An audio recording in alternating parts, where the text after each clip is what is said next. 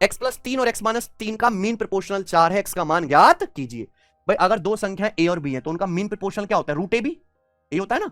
तो x plus 3 और x minus 3 का मीन प्रोपोर्शनल क्या आएगा, under root of x plus 3 गुणा x माइनस 3 यानी कि x स्क्वायर माइनस 9 बराबर क्या आएगा, x की वैल्यू क्या है, x greater than 0 positive, x का मान क्या आएगा 5, x का मान 5 होना चाहिए, 5 का पावर 25, 25 माइनस 9 16, 16 का रूट 4। चलिए ट्राइंगल एबीसी का शीर्ष C बताओ, शीर्ष XY ज्ञात कीजिए जिसके अन्य शीर्ष A 1,5 है, B 4,7 है और सेंट्रॉइड D 4,5 है। एक बार बताओ किसी भी त्रिभुज का जो सेंट्रॉइड या केंद्रक जो होता है वो कैसे निकाला जाता है, तीनों जो शीर्ष होते हैं उनका एवरेज, है ना।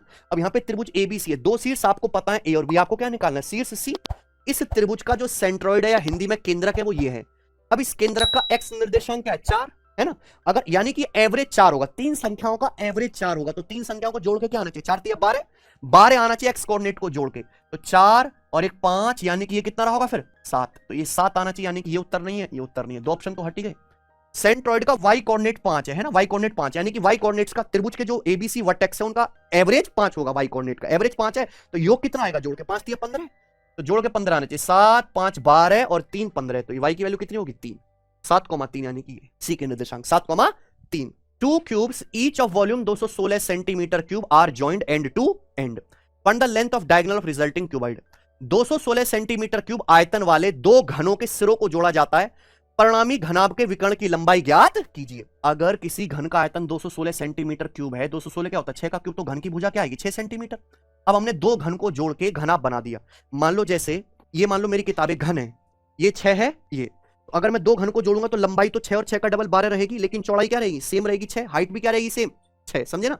तो दो घन है, प्रत्येक घन का आयतन 216 सेंटीमीटर क्यूब यानी कि घन की भुजा 6, अगर मैं दो घन को जोड़ दूंगा तो घनाभ बन जाएगा, घनाभ की लंबाई क्या आ जाएगी 6 का दुगना 12, लेकिन उस घनाभ की चौड़ाई भी 6 सेंटीमीटर ही रहेगी और ऊंचाई भी 6 सेंटीमीटर रहेगी। हमें बताना है घनाभ का विकर्ण, घनाभ का डायगोनल क्या होता है under root L square plus B square plus H square, 12 6 6 तो 6 का मल्टीपल आएगा, एक ही ऑप्शन है डी, है कि नहीं।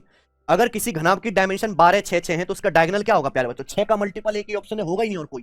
देखो आप ऐसा नहीं फॉर्मूला लगाओ 12 6 6 6 का मल्टीपल है तो 6 बाहर निकाल लीजिए, और कॉन्सेप्ट क्या लगाओगे under root L square plus B square plus H square, 6 बाहर निकाल लिया, ये 6 का दुगुना है 12 तो 2 का स्क्वायर 4, ये 6 का 6 गुना 1, 1 का स्क्वायर 1, ये क्या 6 का 6 गुना है 6 का 1 गुना 1 का स्क्वायर 1, यानी कि क्या आ गया 6 रूट 6 सेंटीमीटर। इतना करने की भी आपको जरूरत नहीं थी। आइए अगला सवाल, 5 interior angle of 10 sided figure are each 185 degree. एक 10 भुजाओं वाली फिगर है, उसके 5 आंतरिक कोण में से हर एक 185 डिग्री का है। Remaining 5 interior angles are equal, बाकी 5 आंतरिक कोण बराबर है।